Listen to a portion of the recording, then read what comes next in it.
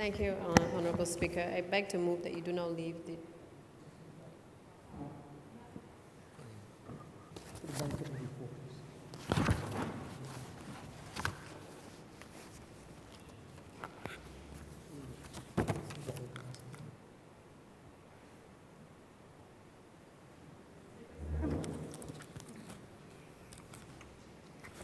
Mr. Speaker, sir, order number 6, in the name of the Leader of the House, to move that the House resolve itself into Standing Finance Committee to consider the grant of sums of money for the service of this island. Thank you, Mr. Speaker. I beg to move that you do not leave the chair and that the House resolve itself into Standing Finance Committee. Beg to second that, sir. The question is that the Speaker do not leave the chair and the House resolve into Standing Finance Committee. All those honourable members in favour, please say aye. Those against, please say no. Meeting the ayes have it.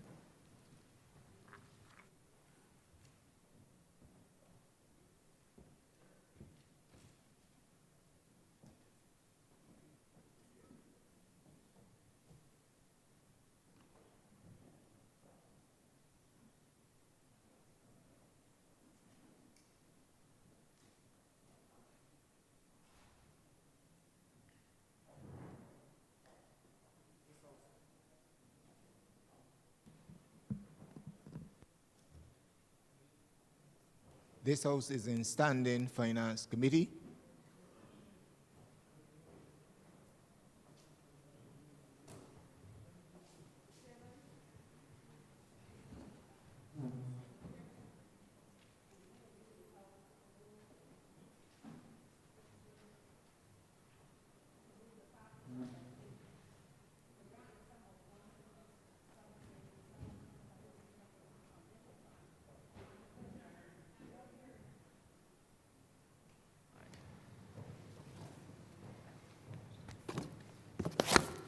Mr. Chairman, in the name of the Leader of the House, to move the passing of a resolution to grant the sum of $107,700,000 from the Consolidated Fund and to place it at the disposal of the government to supplement the estimates 2021 to 2022 as shown in the supplementary estimates number 10, 2021-2022, which form the schedule to the resolution. Head 81, in the name of Ministry of Transport, Works and Water Resources, in the sum of $8 million.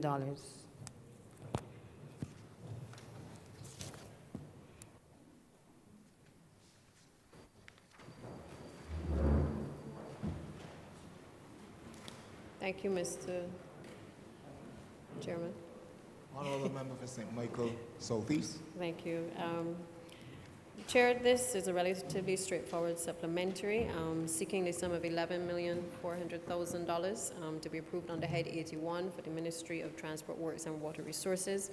In relation to Subprogram 527, it relates to the Transport Board subsidy. We would have approved funding just a few days ago in relation to Transport Board to be able to pay for wages and salaries and to allow for the operating expenses of the board.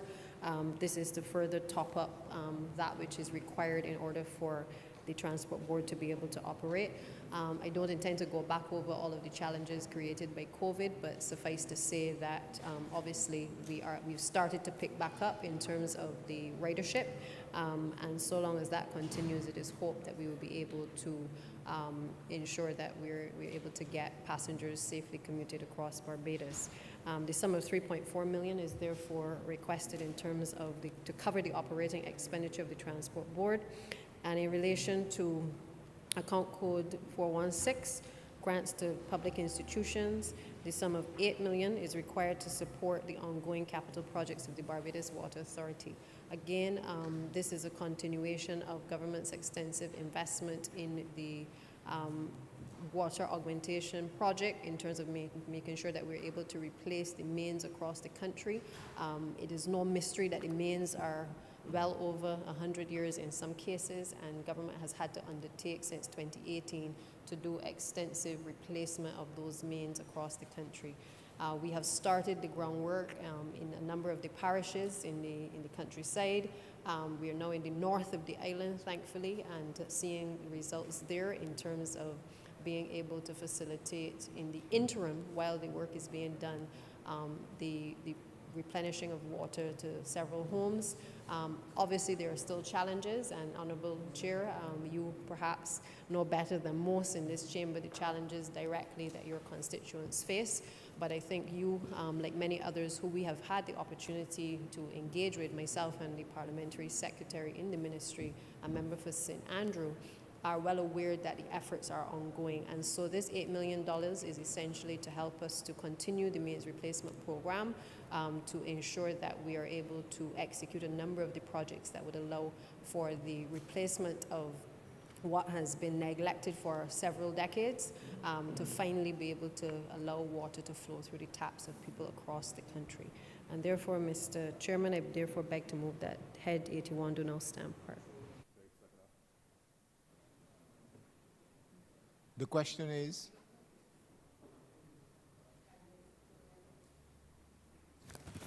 Mr. Chairman, there's a correction to be made. The $8 million announced was for Barbados Water Authority, and the amount for the Ministry of Transport and Works proper is $3,400,000. So the total amount for the ministry is $11,400,000.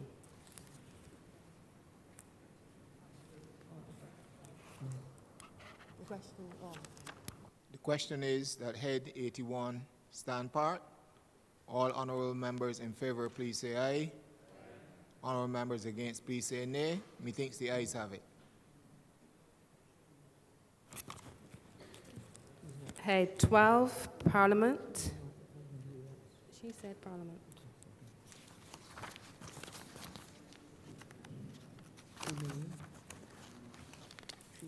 In the amount of $3,134,777.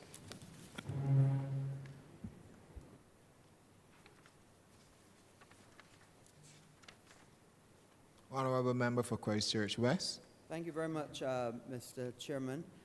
This is a matter to basically continue the renovation works, the minor finishes that we still have to do.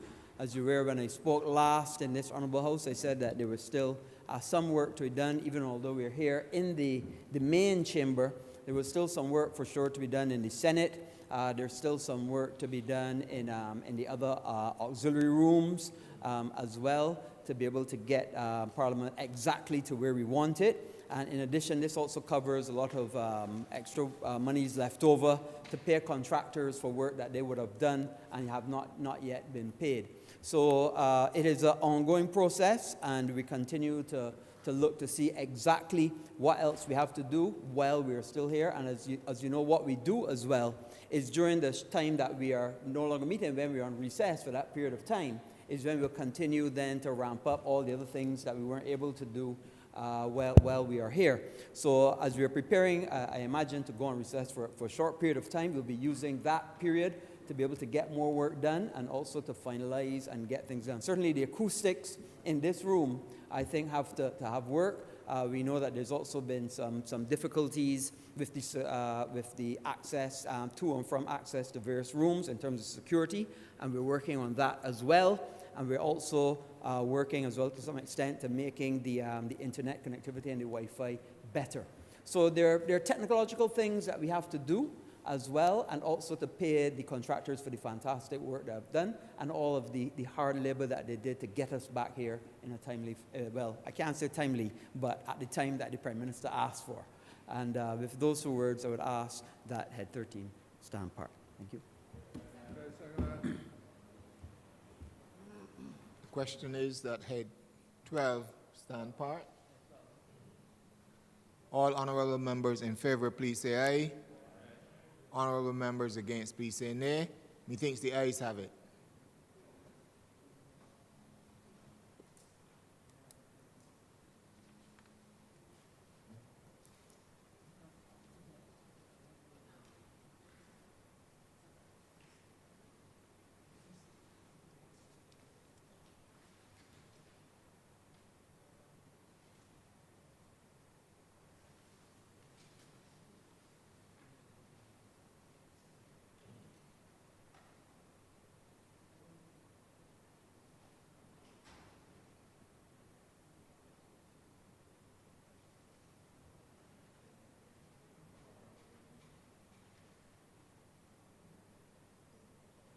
Right. Mr. Chairman, Head 93, Ministry of Housing, Lands and Maintenance, in the amount of $14,900,000. Honourable Member for St. George South. Thank you, Mr. Chair, and members of the chamber. My rights to speak on this supplementary $14.9 million. And most of this money will go to Hurricane Elsa repairs. We know June last year, we had Hurricane Elsa that impacted us significantly, and also the freak storm.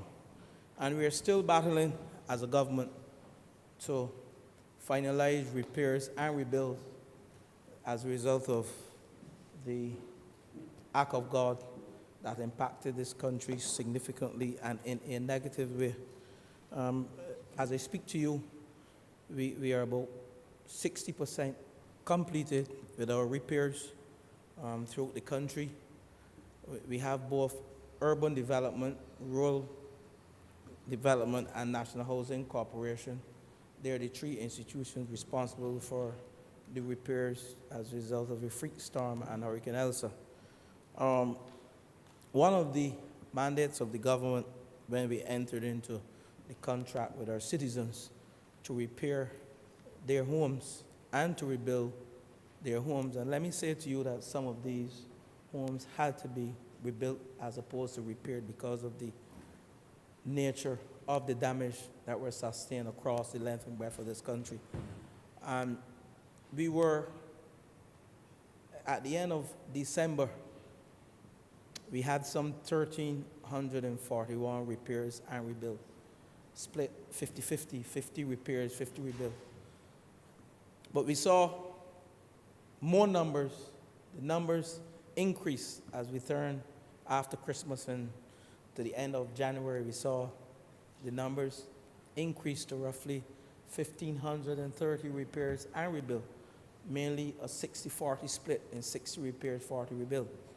And one of the things that we recognized when we went across the length and breadth of the country, and the member for Christchurch West started the project, and I want to thank him, and also the members of Urban Development Commission and Rural Development Commission, and also the Ministry of Housing, who has overall responsibility for coordination, as well as National Housing Corporation. But we found that some of the houses were in a state of disrepair, and we had to install hurricane straps and rebuild and repair houses to a state that they can withstand a Category 1 or Category 2 hurricane.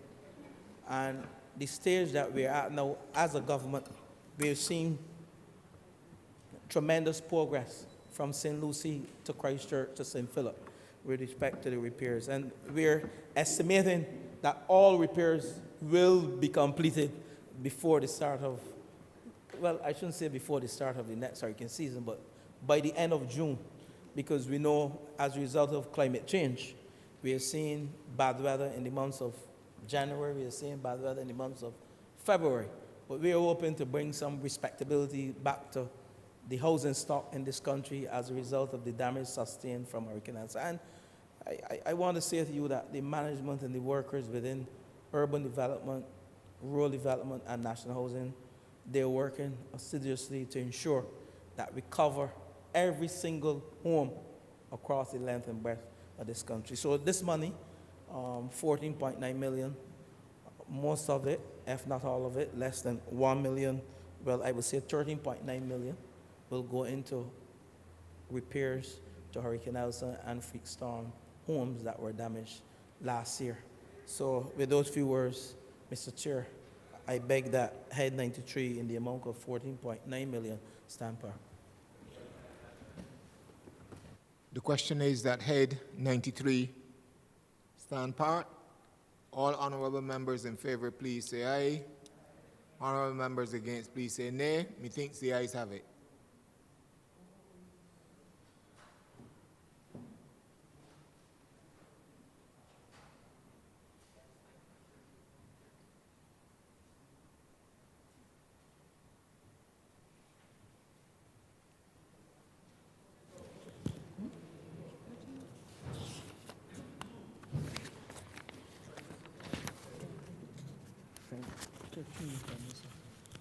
Mr. Chairman, Head 13, Prime Minister's Office, in the amount of $45 million.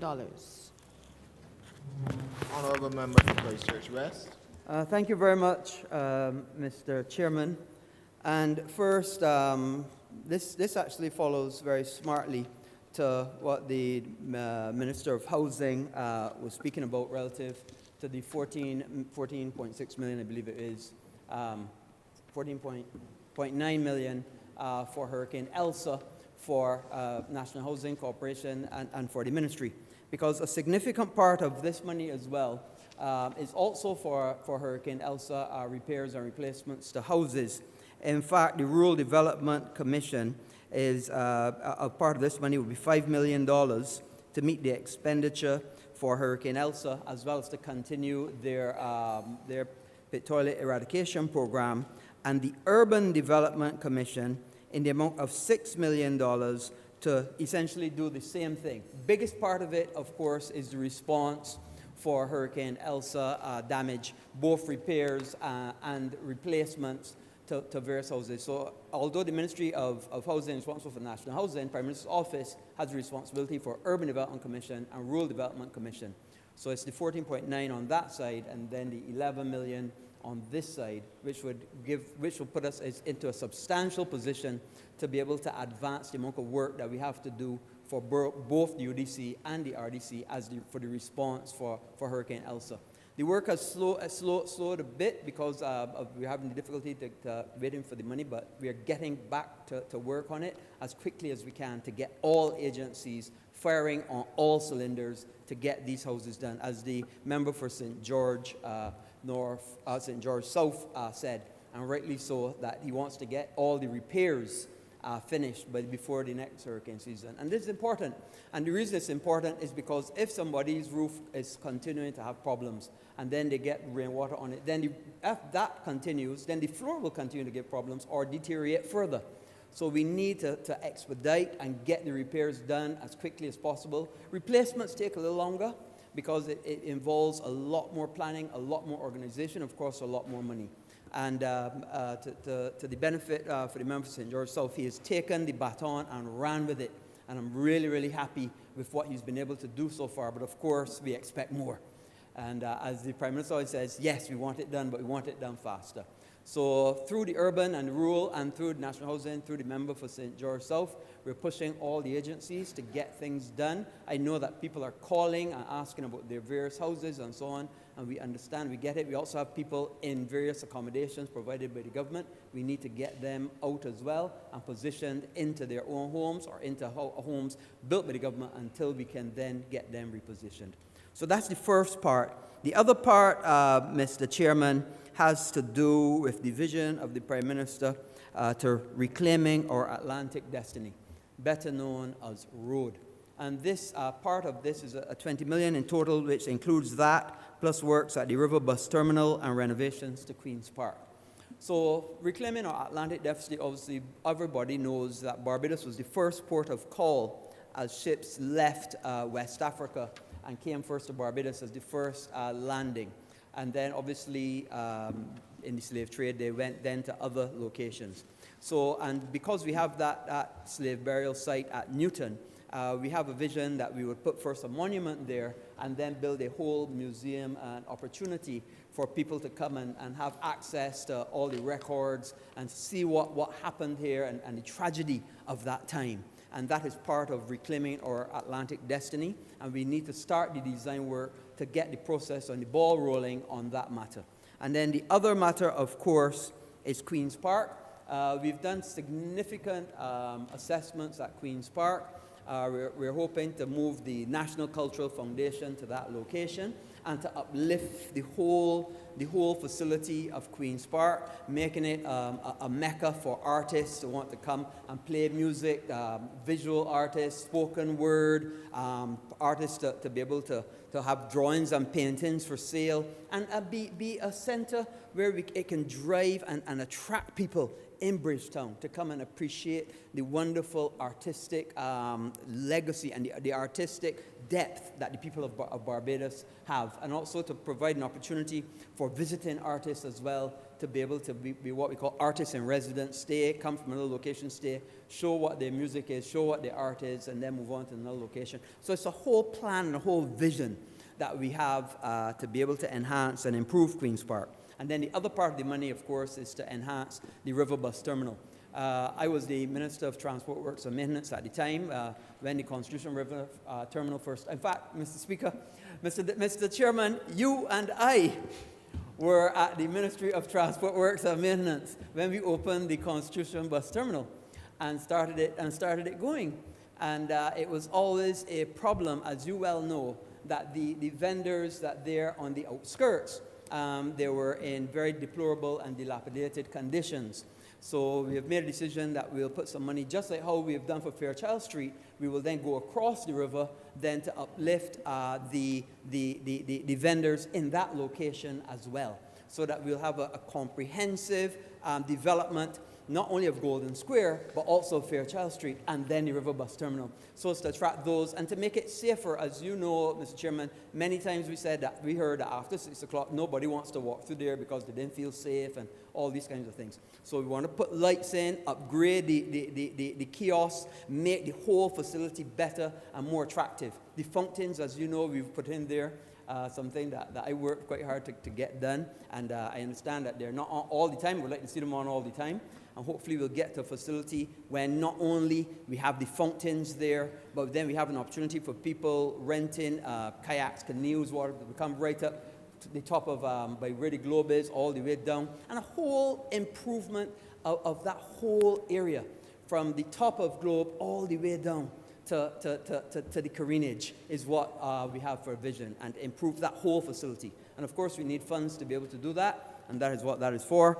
And then the other part, which we don't really discuss, is monies for the Barbados Defence Force. So, Mr. Chairman, with those few words, I would ask that Head 13 stand part. Honourable Member for St. Michael South Central. Thank you, Mr. Chairman. I wanted to lend a few words to this discussion on this head. First, to say that, you know, the fact that a Category 1 hurricane led to the amount of damage and destruction of the housing stock that we saw after the passage of Hurricane Elsa, I think for many of us was quite sobering. And we talk a lot about climate change and the climate crisis, but really it calls for such an integrated approach across all of the sectors and ministries that are responsible for human settlement or human shelter, the way that people are housed, the security of their dwellings, and so on. And it is, I suppose, it shows us that we have a lot of work to do. We have a lot of work to do, not just in terms of the response of the Ministry of Housing and of the Prime Minister's Office through UDC and RDC to be able to get these repairs done, but also in terms of a lot of the legislation and the policy changes that are required. And I'll tell you why I say what I'm saying. Across this Caribbean region, our sisters and brothers in other Caribbean countries that have seen this scale of loss have regrettably, in some cases, not been able to respond as quickly or as thoroughly. In some cases, for example, on Barbuda, there are still regrettably some citizens who are living in informal kinds of settlements, who have not been able to return to their homes or who have not been able to have new homes provided for them. It is not really encouraging, or it is not very much comfort to people when we say to them, well, other countries that went through this have also seen these delays. I understand that that is not much comfort. But it highlights, in the case of Barbados, the fact that this government has considered it its responsibility to make sure that people can find themselves again in safe housing. And I think that is no small thing. And while between the Ministry of Housing and the Prime Minister's office there have been some delays, we know that when we're talking about a country the size of Barbados with the resources of Barbados, I'm not talking just about public resources. I'm talking about the availability of contractors. I'm talking about the availability of contractors who are able to do the work, the scale of the work, at the level of skill that we want. We know that these are things that we are dealing with. And so I begin by saying, not so much to congratulate the ministries, because I think that before we start congratulating ourselves, we have to finish the work. But I think that the commitment to making sure that people are once again able to be in their homes and to feel safe and secure is a commitment that I think by this government that is quite encouraging. And I encourage my colleagues to not be daunted and to continue. But what I will say, and I do echo the sentiments of both the member for St. George South who spoke before and the member for Christchurch West in saying that the officers who have been working on these rebuilds and repairs, in my own engagement with them, take it very personally, take it very seriously. Certainly those officers within the Urban Development Commission that I've spoken with, that I am in constant contact with, as recently as this week, are working very hard, and I am sure that the same is true, even though I've had less exposure for the officers within the Ministry of Housing. But I rose simply to say the following. While we are here to bring additional resources for these efforts, there are more long-standing and more fundamental policy issues that are vexing us, and that I dare say are frustrating the very noble efforts of the government. And these have to do with all kinds of other housing policy and housing legislation issues. We have a situation in Barbados, for example, where there are many people who are renting homes or renting land who cannot find the landlord. There are people who will tell you, well, you'll say, do you pay land rent for this property? Because you have to get permission from the owner of the land in order to rebuild or in order to build waterborne facilities. And you'll say to them, can you get permission from the landlord?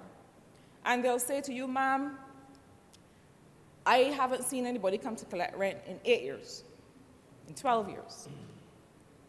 And so what we have is a situation where when it comes to repairs that are urgent, when it comes to allowing people to be able to live with dignity, when it comes to being able to attach waterborne facilities to homes, often the agencies that are responsible for this are not able to proceed because we have some of these issues. I believe that it is time that we have a very clear policy on the circumstances under which the government of Barbados will be able to proceed when a person cannot get the permission of a landlord to be able to live, not to make expansive and ornate changes to the home, but to be able to live with dignity. That is one of the vexing policy issues that we have to be able to confront. Are we going to be able to say that after a period of 10 years, after a period of 15 years, what is the benchmark? How does the Urban Development Commission, the Rural Development Commission, the government intend to proceed in cases where people cannot get permission, but it's a question of living safely and living with dignity? I think that is one of the issues we have to address. I think that similarly, we also have to address this issue of a minimum standard of accommodation to be able to put your home on the rental market. And I don't imagine that some of what I'm saying is going to go over well, but I feel as if we are seeing too many situations where people are paying rent for homes that, quite frankly, should not pass any occupancy standard. Because if I am going to put my house in the rental pool or put my home on the market for rent, it should mean that people can live safely in the house. It should mean that the people who live there do not run the risk that because of the quality of the housing, some harm is going to come to them or they cannot live safely. My overall point, Mr. Chairman, is that if you speak to those who are in the trenches every day, having to complete these rebuilds and repairs from Hurricane Elsa, there are issues beyond the availability of capital, the availability of resources, that mean that some individuals will see significant delays in getting their homes repaired. And this is not because UDC or RDC or NXC aren't ready to move, but it is because there are other policy issues that are intervening. So I raise, Mr. Chairman, simply to encourage us, not just to throw our hands in the air and say, well, we can't proceed because we don't have landlord permission. And in the meantime, people are living in situations where they don't have access to waterborne facilities. They don't have indoor plumbing. They have to go in the yard to use the bathroom. Or they can't move back into a house that is safe. I'm encouraging us to confront these legislative and policy issues, to look at the legislative reform that is required, and to step forward with courage and make these changes while it is going to be meaningful in people's lives. Mr. Chairman, I'm obliged to you.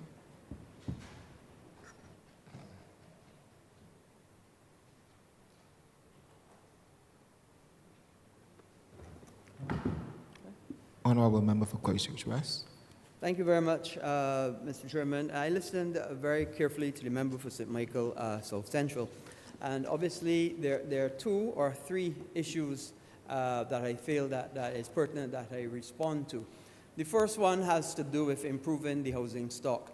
And it is clear that because we've not had a storm for a long time, and we all know that we do have some houses in Barbados that have suffered significant dilapidation over the years. And in fact, some of the houses that have to be replaced or repaired had a component of dilapidation in them. That is clear.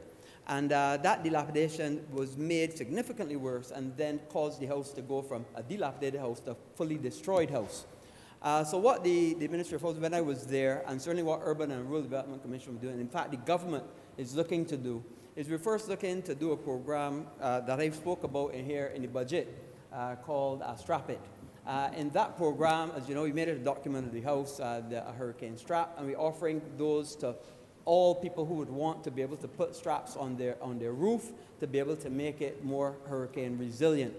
Yes, that is not the be-all and end-all, and that will not save every house, but it will add a little bit of resilience to be able to hopefully save or enable a house that otherwise would not have withstood a certain level of wind to be able to have a better chance to withstand that, certainly from the roof point of view. Also, secondly, another program we probably have to come with after is to be able to strap the foundation of the house, the uprights to the foundation. And that's a second program that the Ministry of Housing then would have to develop after, because you can only start the top, but you've got to also take the bottom to the ground as well. The second point that the member raised also, which is very, very important, is we have to obviously educate our people so that they understand that when building in future, that they have to build with resilience in mind. Because more and more we're going to see more freak storms, more high winds, more difficulties as climate change continues to take hold. We'll continue to see that. And that is something that we have to be aware of our building and build to a higher standard. The Prime Minister also talks about the pitch of a gable roof or hip roof on which withstands hurricanes better. And that is something that we have to do and build into our development. The third thing that the member spoke about has to do with rental and so on. That doesn't really come under this particular head, but I do agree with her that at some point, be it the Ministry of Housing or the other, maybe Commerce to my left, would have to look at what people offer for rent and whether it meets certain standards, whether it has certain guidelines. Of course, we have a great need for rental accommodation. In fact, we had people that lost their house or have repairs and have difficulty simply because a lot of people say they don't want to be paid from government because government takes too long and these kinds of difficulties and the bureaucracy and the red tape associated with it. And there's something that we're going to have to fix. It is clear that it is a problem in government and it's an issue that we have to fix. The next matter that the member raised has to do with access to land and whether landlords are given access. And in many of the places where the Urban Development Commission and the Rural Development Commission has to do repairs, well, repairs are no issue, you can repair a house, but to replace a house, and the landlords have made it abundantly clear that they're not prepared to give permission for those replacements there. That is why we've also factored in to the program to be able to build on new government land and provide facilities available for those people that are not getting permission from the landlord. So that is built into the program, and we expect that. Urban Development Commission alone has 28 families, I'm told, that the landlord has said no, that they're not prepared to, and they're not prepared to let any kind of replacements be done on that property alone. I'm not sure the number from rural, but that's the number from urban that I'm aware of. So yes, each situation has its peculiarities, and we have to adjust and maneuver to be able to find the best fit for each family. But I am confident that once we continue to work at it constantly and consistently, we will get there at the end. So therefore, Mr. Chairman, I'd like to again ask that Head 13, Prime Minister's Office, stand part.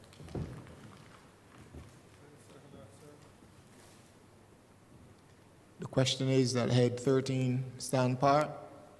All honourable members in favour, please say aye. Aye. Honourable members against, please say nay. Methinks the ayes have it.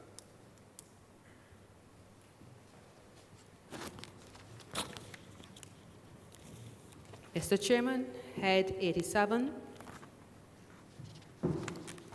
Ministry of Education, Technology and Vocational Training, in the amount of $14,400,000. Honourable member for St. Philip West. Thank you, Mr. Chairman.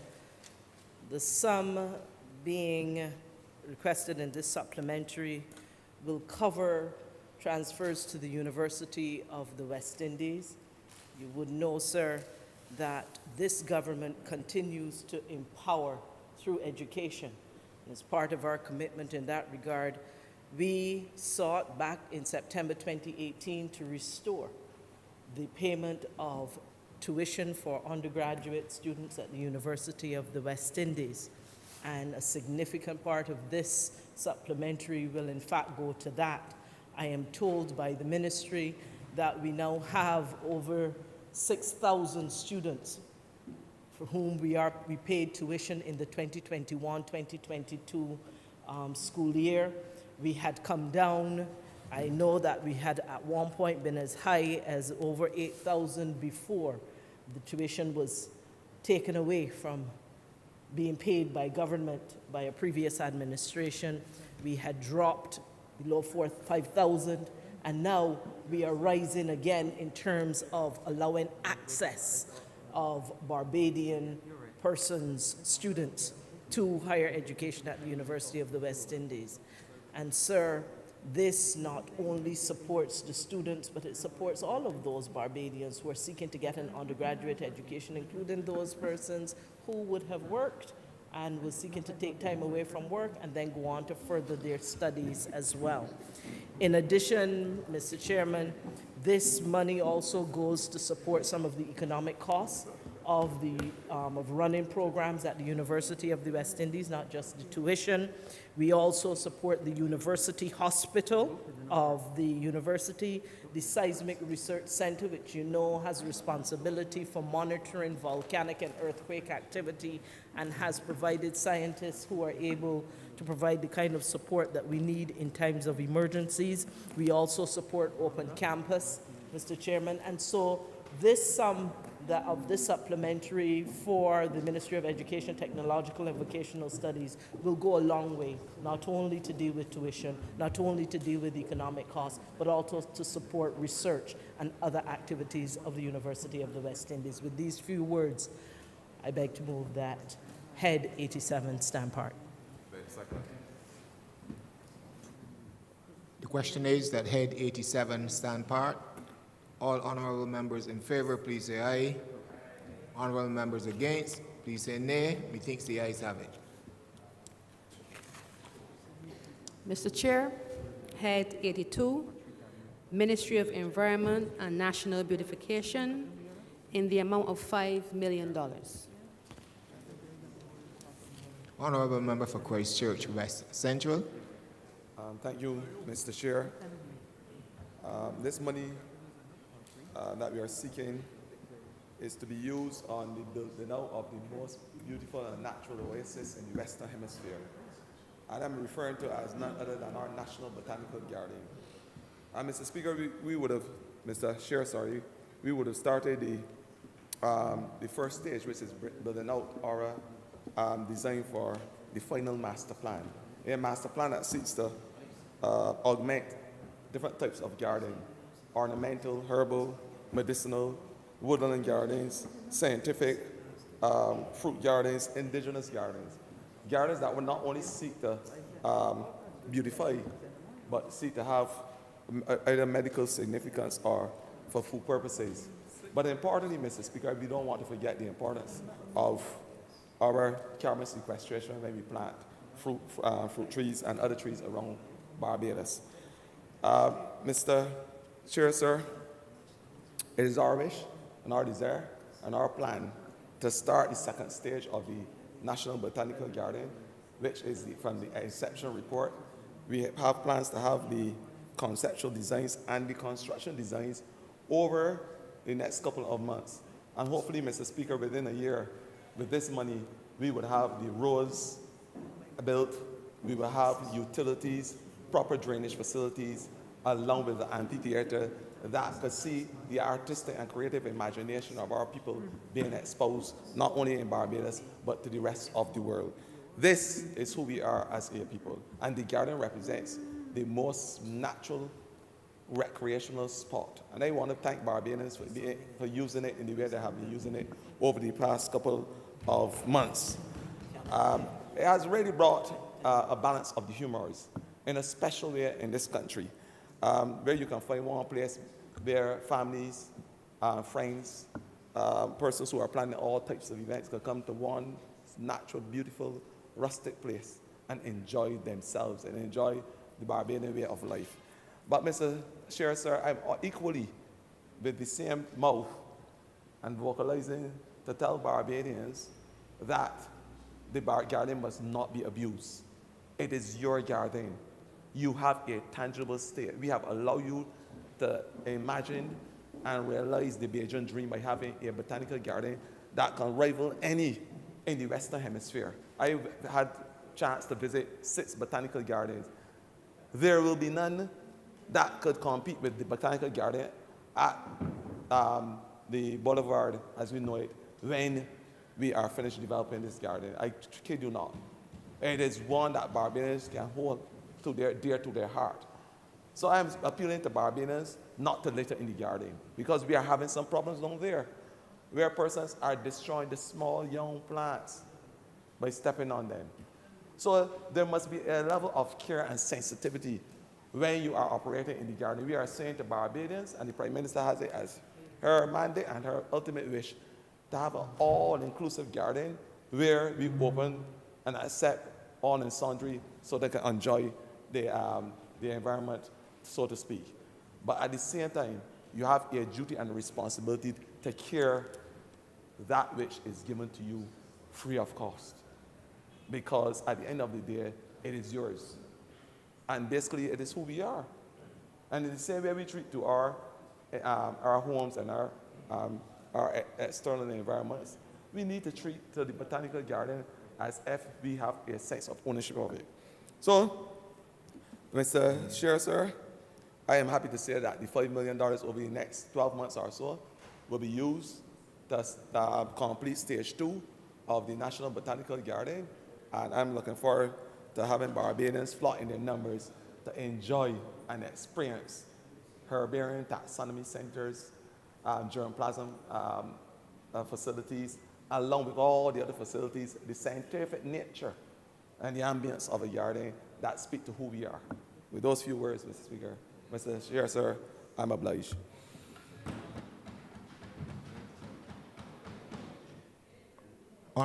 I beg now to move that head 82 stand par.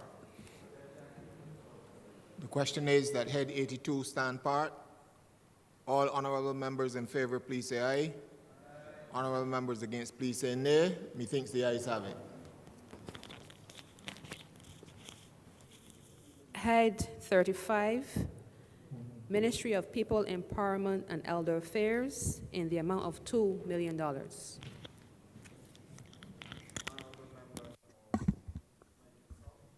Thank you so kindly, Mr. Chair. I am very happy to be able to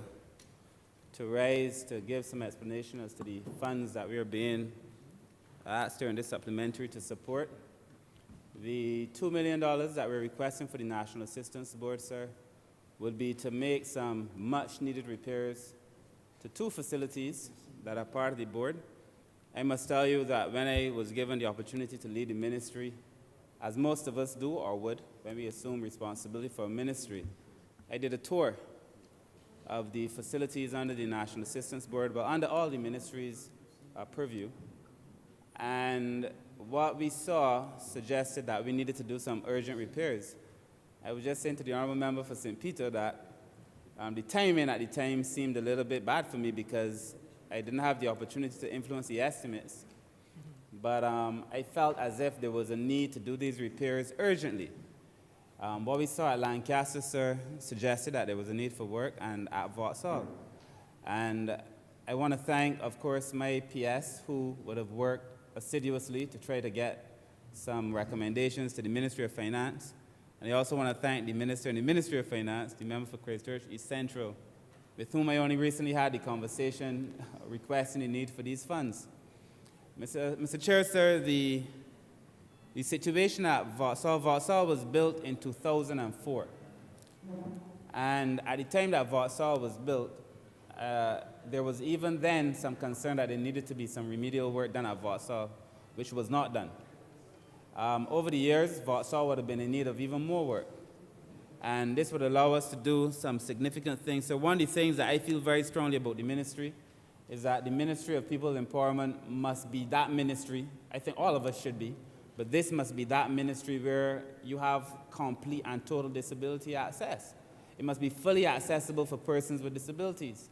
And so some of these funds would allow us to be able to retrofit, sir, and to make this space more disabled-friendly and allow the persons whom we represent, sir, to feel safe when they visit there. We also have to do a lot of work with the bathrooms. Some of them are leaking, but also to make those disabled-friendly as well. We have to do work in the kitchen. In fact, sir, we had situations at Vauxhall where the handrails literally fell off on some of the upper floors. And so those persons are cautioned, literally with caution tape, not to go over the side. So there's work to be done at Vauxhall. These monies would allow us to do that. At Lancaster, sir, there's also a need for work. Lancaster was earmarked for work, but when we visited Lancaster, it was clear to me that what was being proposed to be done would definitely not be enough. And this piecemeal approach to doing things in government is perhaps one of the reasons that we find ourselves constantly with high maintenance bills and find ourselves with buildings and infrastructure that is falling apart. So these monies, sir, would allow us to be able to satisfy the need for us to bring our facilities into the modern era. It is our intention, of course, to pursue these works with great haste over the next few months to ensure that. At Vauxhall, we would have to do it piece by piece because we can't close the facility. It is currently occupied.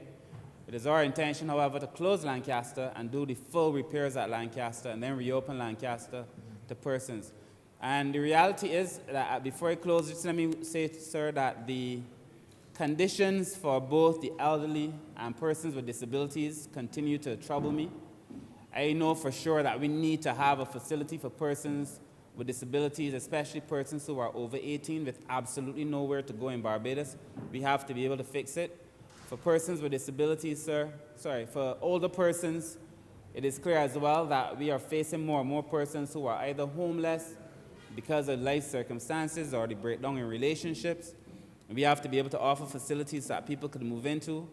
I would like to think that before my term is over that we can have another facility like Vauxhall where persons who are older and perhaps can afford can have a place to go and be taken care of. But we also have to have a facility for persons who can't afford. And that Barbados must be that place where, you know, a person's life chances when they get older is not determined by their economic fortune.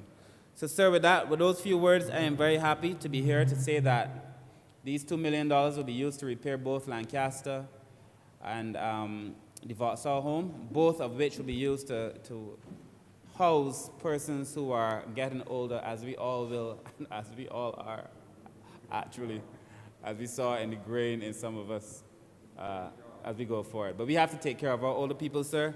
And I want to again thank the members of the ministry who worked very hard to get this here. And I really want to thank the Ministry of Finance, because while I felt that this needed to be done, I never thought I would have the opportunity to do it in a SUP and so urgently. So with those few words, sir, I ask that Head 35 stand part.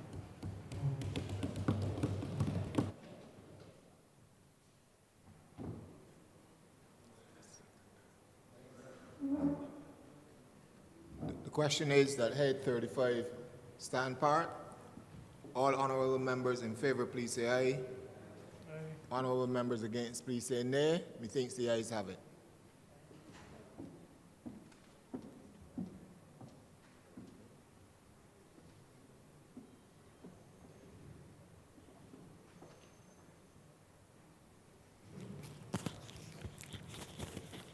Mr. Chairman, Head 15, Cabinet Office, in the amount of $2 million.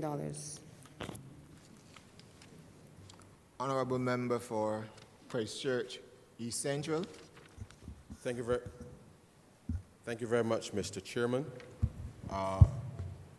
The sums of monies being requested under Cabinet Office, as you are aware, Mr. Chairman, relate to the fact that we had a general election in January. All of us in this chamber, the people of Barbados, give their overwhelming support to represent their interests.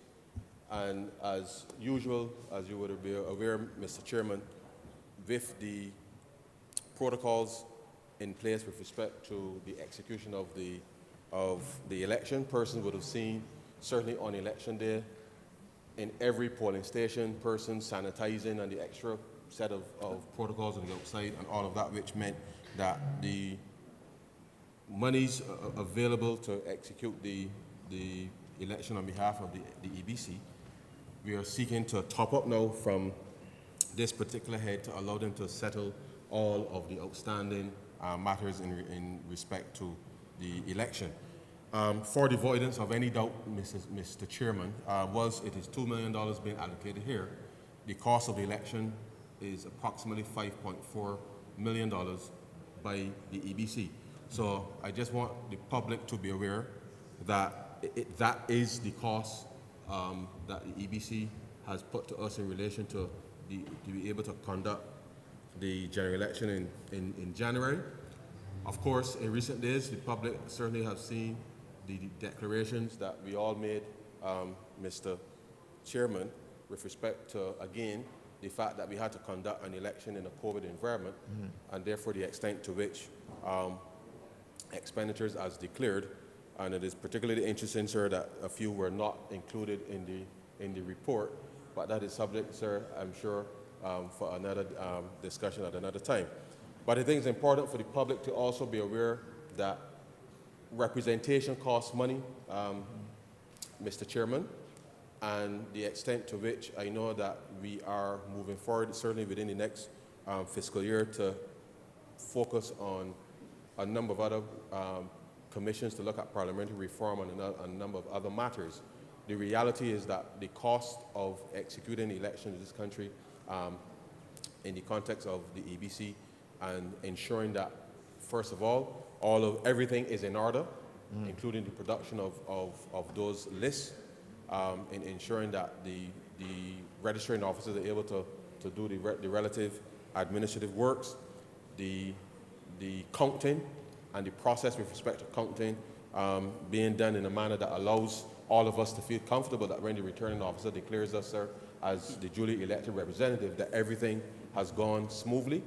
And to the extent as well, sir, as the police officers who, during the course of the conduct of the election, have their duty to ensure that everything goes according to plan. And I really want to thank all of the persons, including not just the police officers, the staff of the EBC, but certainly those persons who I got so familiar with them on election day, going in and out of the polling stations, Mr. Chairman, that those persons who were sanitizing hands at the doors and made sure that the entire process was done as safely as possible. I thank them for the work that they did, sir, because without that, I suspect we could have had a different outcome with respect to the conduct of the election.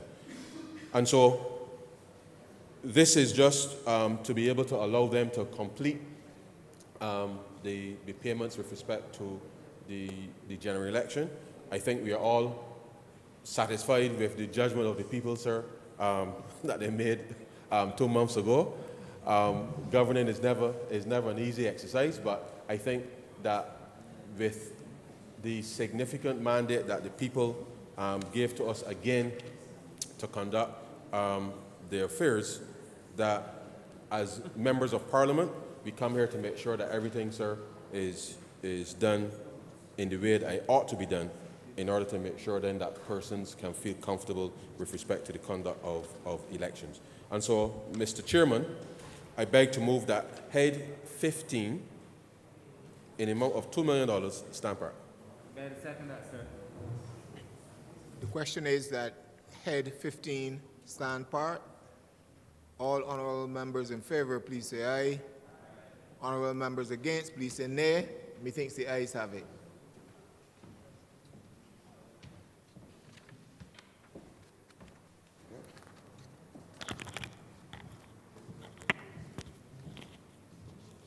Head 33, Ministry of Home Affairs, Information and Public Affairs, in the amount of $3 million. Honourable member for Christchurch East Central. Thank you very much, Mr. Chairman. We all know, sir, the trials, if you like, sir, and tribulations as it relates to the Caribbean Broadcasting Corporation. The sums of money being requested here is to cover some of the operating costs with respect to the corporation up until the end of the financial year. Let me remind the public through you, sir, that in 2018 we had indicated to the public, or given the public an option to participate in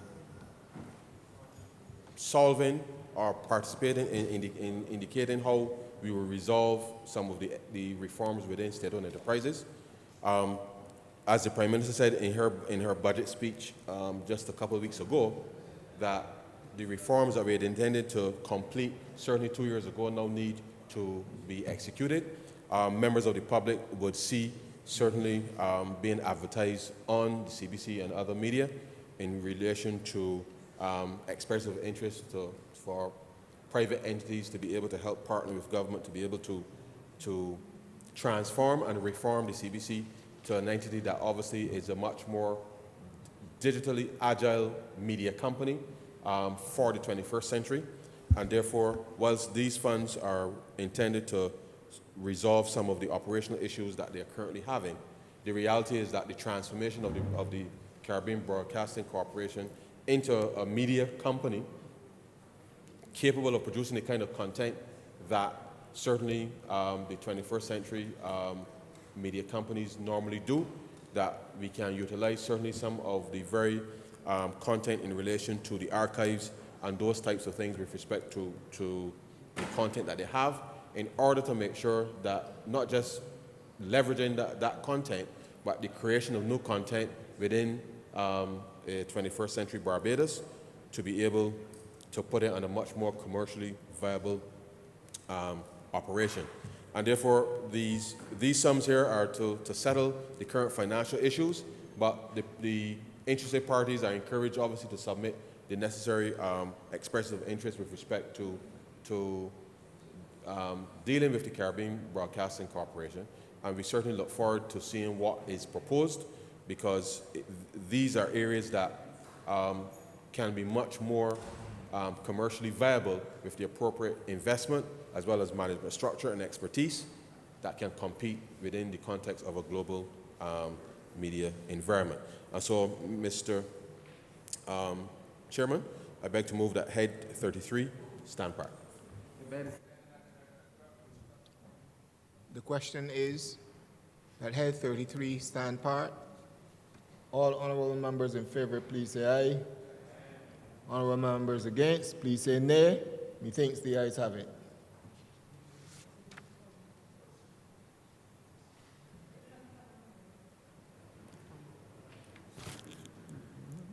Head 34, Ministry of Finance, Economic Affairs and Investment in the amount of $5 million.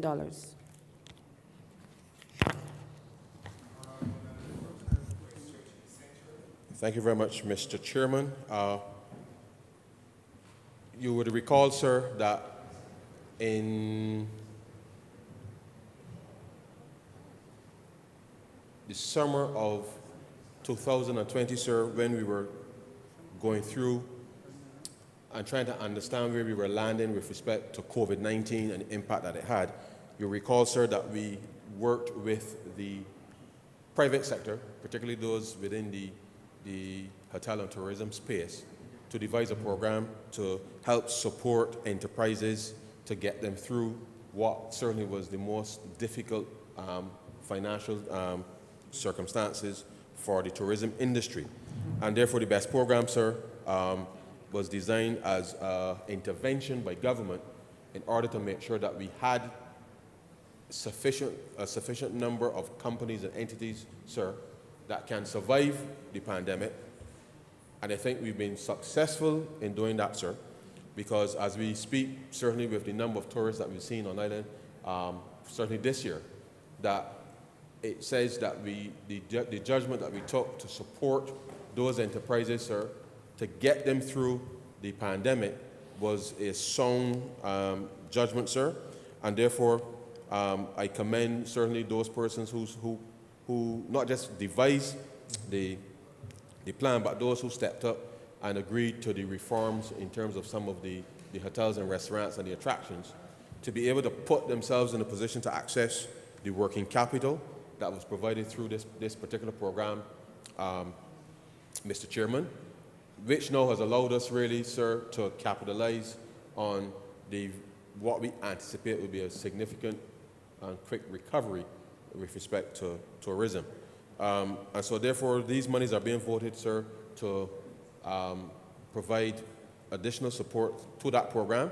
We anticipate, sir, as we said, which started in October of 2020, that it was a 2-year program, so it should come to an end, sir, at the end of September of this year.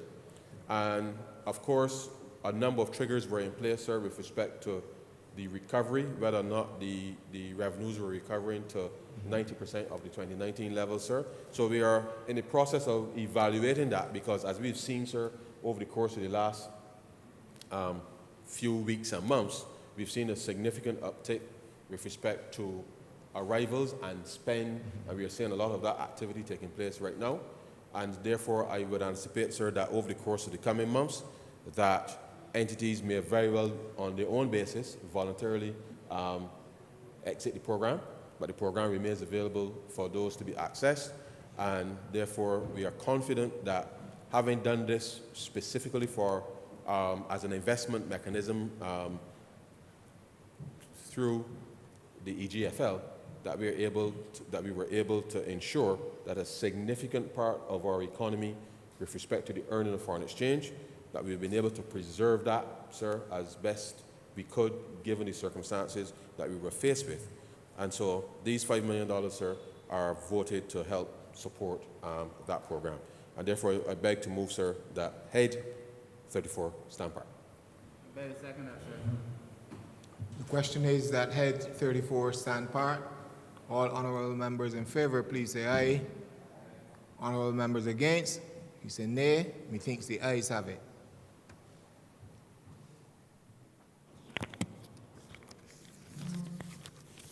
Head 39, Ministry of International Business and Industry in the amount of $5 million. Honourable member for St. Michael North. Thank you, Mr. Chairman. I rise to provide some brief remarks and insight into the requested supplementary of $5 million for what was the Ministry of International Business and Industry. Of course, this $5 million, Mr. Chairman, is being asked for or requested to supplement the operations of the BIDC, the Barbados Investment and Development Corporation.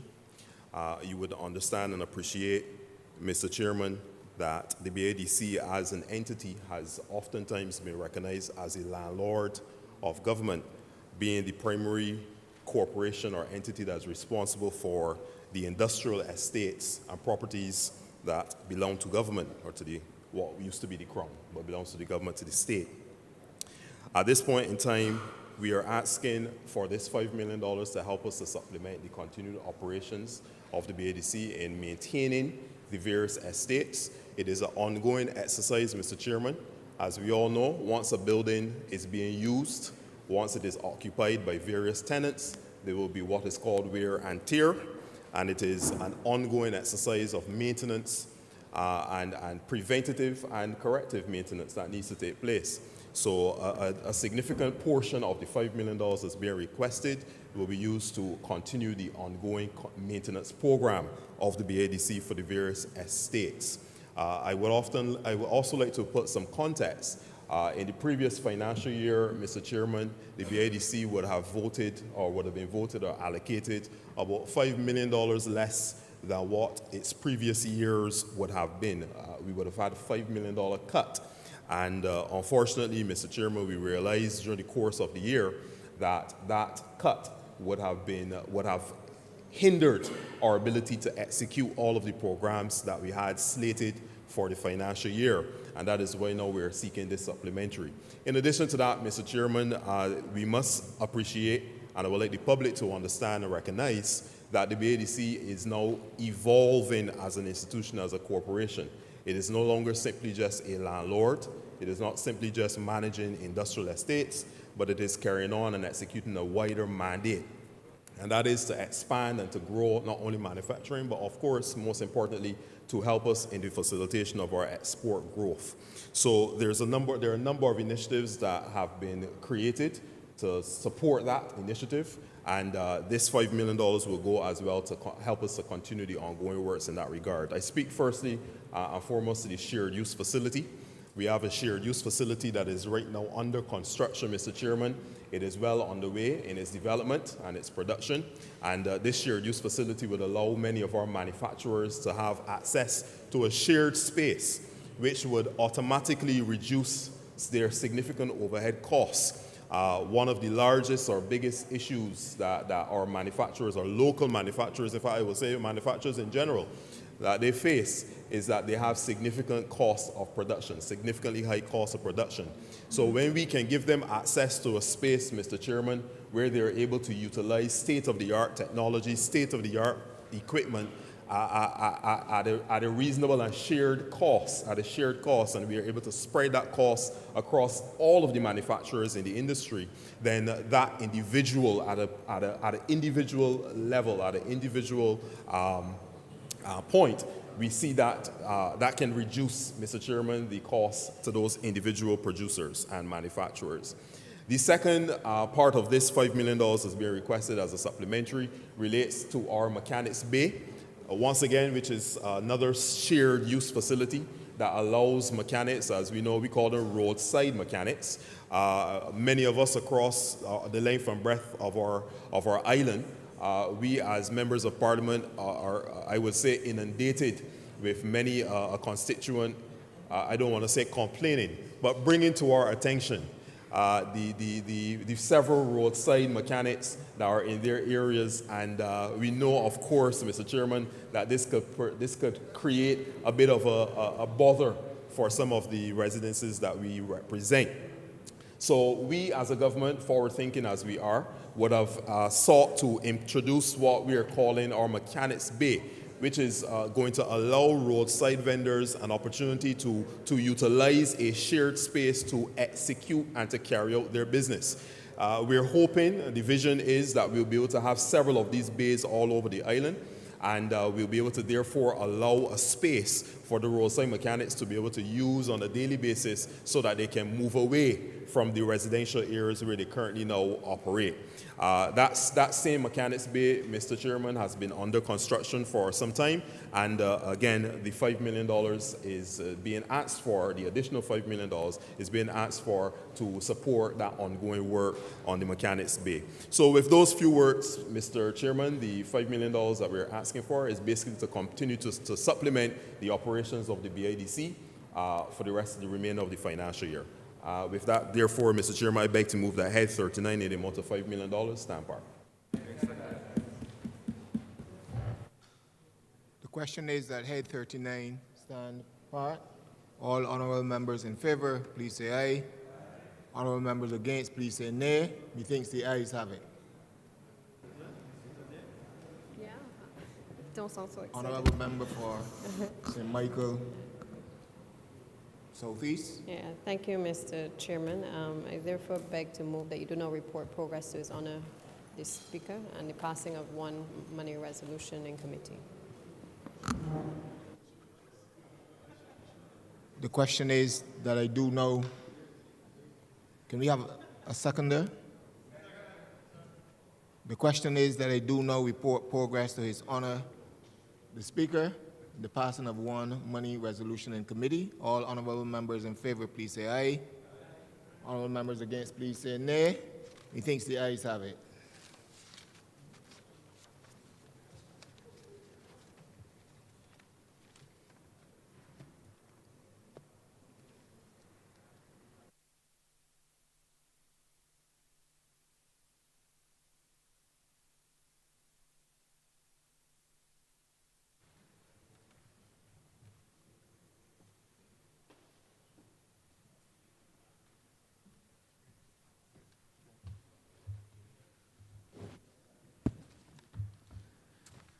The Chairman of the Standing Finance Committee has reported the passing of one money resolution in committee. Honourable Leader, Government Business. Thank you, Mr. Speaker. I beg to move that this resolution be read a first time. The question is that the resolution be read a first time. All those honourable members in favour, please say aye. Those against, please say no. Methinks the ayes have it. Mr. Speaker, I beg to move that this resolution be read a second time. The question is that the aforementioned resolution be read a second time. All those honourable members in favour, please say aye. Those against, please say no. Methinks the ayes have it. Mr. Speaker, I beg to move that this resolution be now agreed to. The question is that this resolution be now agreed to. All those honourable members in favour, please say aye. Those against, please say no. Methinks the ayes have it. This resolution stands passed.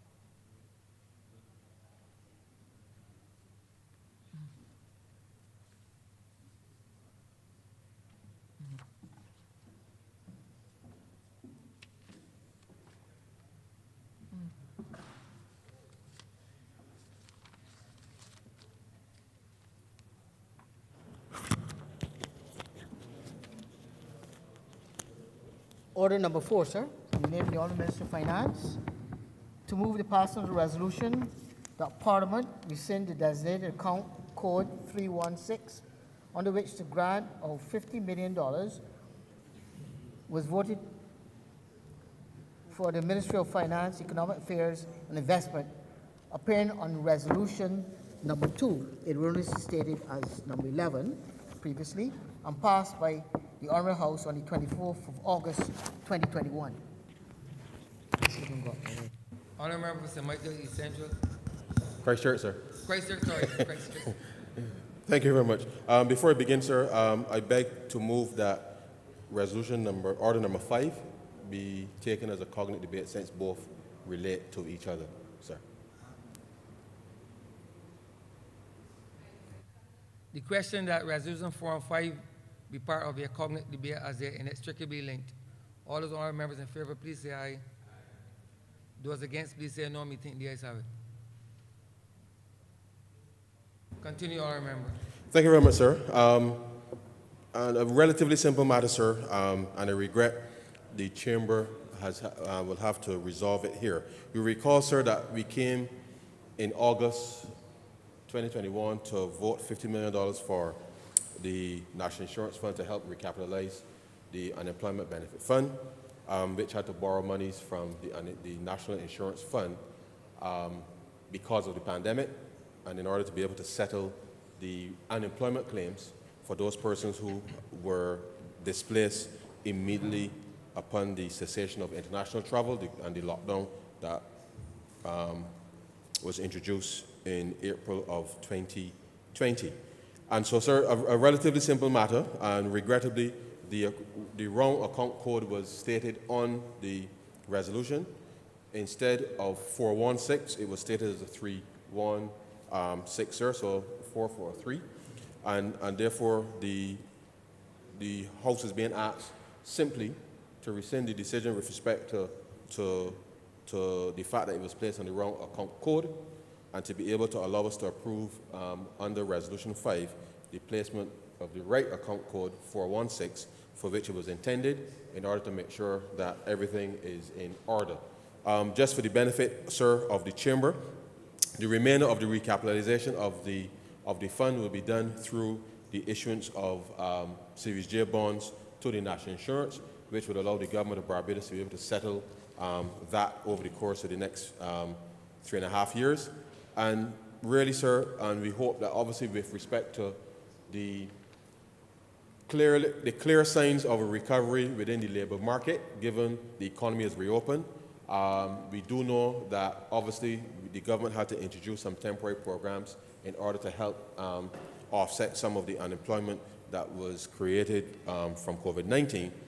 But we are confident, sir, that certainly over the course of the next 18 months or so, that we should see with the, and this is, sir, subject to no other significant intervention, that unemployment levels and therefore contribution levels back to the unemployment fund will see that fund obviously starting to be better able to service, obviously, with respect to the payment of unemployment benefits as they arise in the normal way. And therefore, these two resolutions, as I said, sir, are really just particularly administrative, regrettably to replace a 3 with a 4, but allow the Parliament, obviously, sir, to make sure that everything is in order with respect to the administration of its business. And so, sir, with those very, very, very few words, I beg to move that this resolution do now pass. That is in respect of order number 4, correct? The question is that the aforementioned resolution do not pass. All those honourable members in favor, please say aye. Those against, please say no. Me think the ayes have it. This resolution stands passed.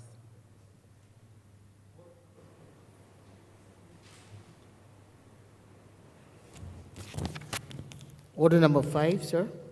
Naming Honourable Minister of Finance to move the passing of a resolution that Parliament approve the allocation under account code 416 and to place said code under subprogram 0142 National Insurance Department under head 34 Ministry of Finance, Economic Affairs and Investment, appearing in resolution number 2, 2021, in error stated as previously as 11/2021, approved by this Honourable House on the 24th of August 2021, and to make consequential amendments thereto.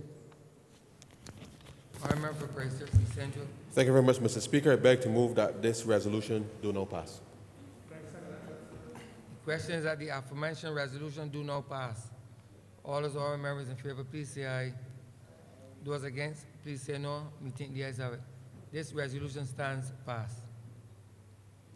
No, I just say. Honorable Leader, Government Business. Thank you, Honourable Speaker. With that, we have come to the end of today's sitting, and I therefore beg to move the adjournment of the House until the 26th of April at 10 a.m. The question is that this honorable chamber be adjourned until the 26th day of April at 10 a.m. in the forenoon. All those honorable members in favor, please say aye. Those against, please say no. Meeting the ayes have it. This honorable chamber stands adjourned until Tuesday, the 26th day of April at 10 a.m. in the forenoon.